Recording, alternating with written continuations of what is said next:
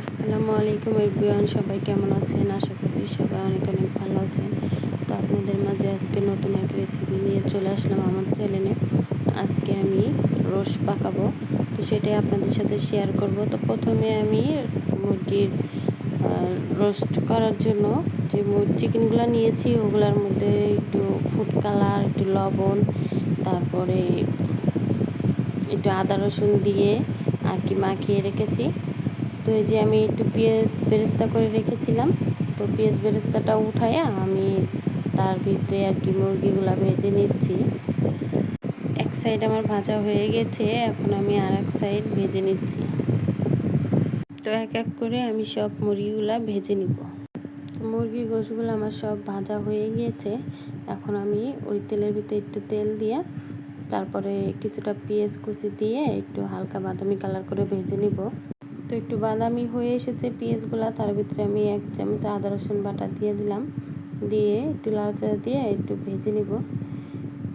আদা রসুনটা ভাজা হয়ে গেছে। এখানে কয়েকটা কাঠবাদাম আর কি আমি আর কয়েক টুকরা পেঁয়াজ দিয়ে একসাথে বেটে রেখেছিলাম, তো সেগুলো একটু ভেজে নিব। আমি একটু ভেজে নিয়েছি, এখন হালকা একটু পানি দিয়ে দেব যাতে মশলাটা না পুড়ে যায়। তো পানি দিয়ে আমি একটু মিক্স করে নিচ্ছি। তো আজকে রান্নাটা আসলে করব আমি প্যাকেটের মশলা দিয়ে। তো ওই যে এখন 1 প্যাকেট মশলা আনছিলাম, সেগুলো আমি এর ভিতরে দিয়ে এখন একটু মিক্স করে নিব। মশলাটা আমি ভালো মতো মিক্স করে নিয়েছি। এখন এর মধ্যে অল্প একটু আমি মরিচের গুঁড়া দিয়ে নিচ্ছি, বেশি দিব না, অল্প একটু দিয়েছি। সাথে স্বাদ অনুযায়ী লবণ দিয়ে দিব।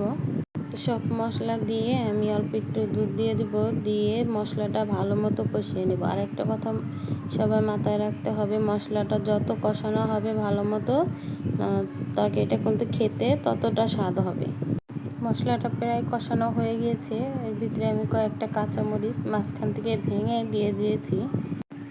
তো মশলাটা দেখেন ভালো মতোই কষানো হয়ে গিয়েছে আমার। তো এই পর্যায়ে এখন একটু আমি 2 টেবিল পরিমাণে টক দই ভালো মতো ফেটে নিয়ে দিয়ে দিয়েছি। এটা আমি পরে দিয়েছি, কারণ আগে তো দুধ দিয়েছিলাম, দুধটা কেটে যাওয়ার সম্ভাবনা ছিল, তার জন্য আর কি পরে দিছি।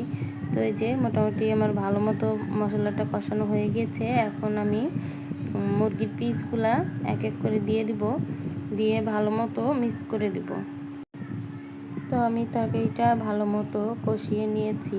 এই পর্যায়ে এখন আমি কিছুটা 1/2 লিটারের মতো দুধ দিয়ে দিব, দিয়ে তরকারিটা সম্পূর্ণভাবে সিদ্ধ করে নিব।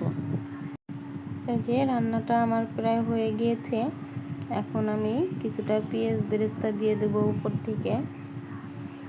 তো এই যে আজকের মুরগির রোস্টটা আমার রান্না করা হয়ে গিয়েছে, ঝটপট করে রান্না। আপনারা চাইলে একবার ট্রাই করে দেখতে পারেন, খেতে কিন্তু অনেক মজা হয়।